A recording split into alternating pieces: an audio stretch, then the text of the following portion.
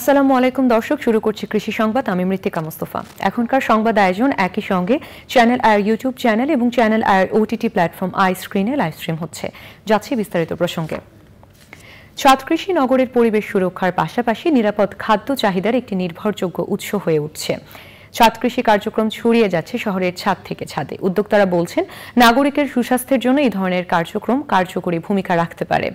বিস্তারিত জানাচ্ছেন শাইখ সিরাজ। ঢাকার হাতিরঝিল সংলগ্ন মহানগর আবাসন এলাকা।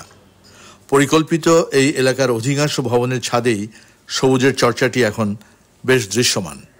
এর মাঝে 7তলা ভবনের উপরে 1500 বর্গফুট আয়তনের এই ছাদ কৃষি গড়ে তুলেছেন ডাক্তার রাশিদুল হাসান এবং তার স্ত্রী সালমা সুলতানা। কতটুকু শাকসবজি আপনারা এখান থেকে পান, যেটা থেকে আপনার বাজার থেকে আর কিনতে হয়? না, বাজার থেকে কোনো কিনি না, বরঞ্চ বললাম না, আত্মীয় স্বজন যারা যেখানে আছে ঢাকা শহরে সবার বাসায় পাঠাই আমি। শীতকালীন সবজি যেগুলো, সেগুলো বেশিরভাগ আমরা এখানে পেয়ে যাই। বাহারি সবজি আর নানান ফল ফসল উৎপাদন হচ্ছে এখানে। নিরাপদ খাদ্যের ভাবনা থেকে নেওয়া হয়েছে জৈব কৃষির চর্চা। গোবর সার মিলাই, নিমখোল মিলাই, আর ওই যে আমার সব সবজি পচা, তারপরে এই গাছের পাতা সব ওই ড্রামে রেখে দিই। এই যে এই বর্ষা শেষ হলে ওগুলো সব আবার মাটির সাথে মিলাবো। নগরের অধিবাসীদের স্বাস্থ্যসম্মত জীবনযাপনের তাগিদ ও প্রয়োজনীয় পুষ্টির যোগানে ছাদ কৃষি ক্রমেই ছড়িয়ে পড়ছে, দাবি উদ্যোক্তাদের। সমস্ত হাউস ওয়াইফ যারা আছে তাদেরকে অনুরোধ করব যে আপনারা অবসর সময় একটা গাছ হলেও লাগান। নগরে নিরাপদ খাদ্য নিশ্চয়তার জন্য অনেক পরিবারই আজকাল ছাদ কৃষির দিকে ঝুঁকছেন, কারণ এখান থেকে তারা নিরাপদ খাদ্যের পাশাপাশি মানসিক একটা প্রশান্তি পাচ্ছেন, যেটি সবচেয়ে বড় মূল্যায়ন করছেন। এবং এটি দেখে আশেপাশের এলাকাগুলোতেও ছাদ কৃষি ছড়িয়ে যাচ্ছে। রাশিদুল হাসান এবং সালমা সুলতানার এই ছাদ কৃষিটি তেমনই একটি উদাহরণ সৃষ্টি করেছে মহানগর এলাকায়। ঢাকার মহানগর থেকে শাইখ সিরাজ, চ্যানেল।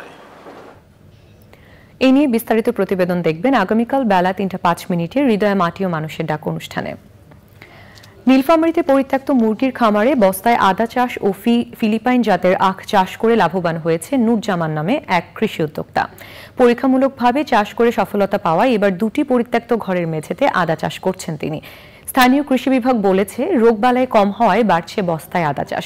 নীলফামারী থেকে আনাউরুল আলম পাঠানোর তথ্য ভিডিও চিত্র নিয়ে তাফহিমুল ইসলামের রিপোর্ট।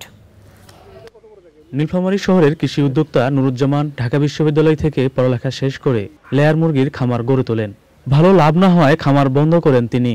লেয়ার মুরগি পরিত্যক্ত ঘরের মেঝেতেই বস্তায় আদা চাষ ও আশেপাশের জায়গাগুলোতে ফিলিপাইন জাতের আখ চাষ করে লাভবান হয়েছেন তিনি। তো আশা করতেছি ফলন অনেক ভালো হবে, এবং যদি মিনিমাম ফলনও হয় তবু 3 টন আর কি আমরা আশা করতেছি, যেইটার অ্যাভারেজ ভ্যালু প্রায় 6 লাখ টাকা। আমাদের সর্বোচ্চ খরচ 1.5 থেকে 1.5 লাখ টাকার মতো হতে পারে।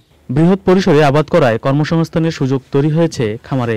ঘর 2টা মুরগির ব্যবসা বাদ দিয়া আমরা আদা লাগাছি বস্তার মধ্যে। আদার তো মেইন সমস্যা হচ্ছে পচানিটা, তো এই পচানি আর কি এখানে অনেক কম, বস্তাতে গুলো অনেক কম, তারপর নিড়ানিতে সুবিধা, খরচা অনেক কম হয়।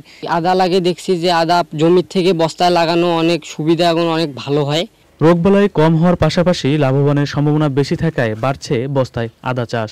কীটনাশক, রোগনাশক এগুলো যদি আমরা নিয়মিত ম্যানেজমেন্ট করতে পারি, মাটি আলগা করে দিতে পারি এবং বস্তায় মাটি জৈব সার সবসময় যদি আমরা মিশিয়ে দিতে পারি, পরিচর্যা করতে পারি, তাহলে আমরা গড়ে আমরা 1 কেজি করে যদি বস্তায় আমরা পাই, তাহলে আমরা দেখেছি প্রায় 234 মেট্রিক টন আদা আমরা শুধু বস্তাতে উৎপাদন হবে।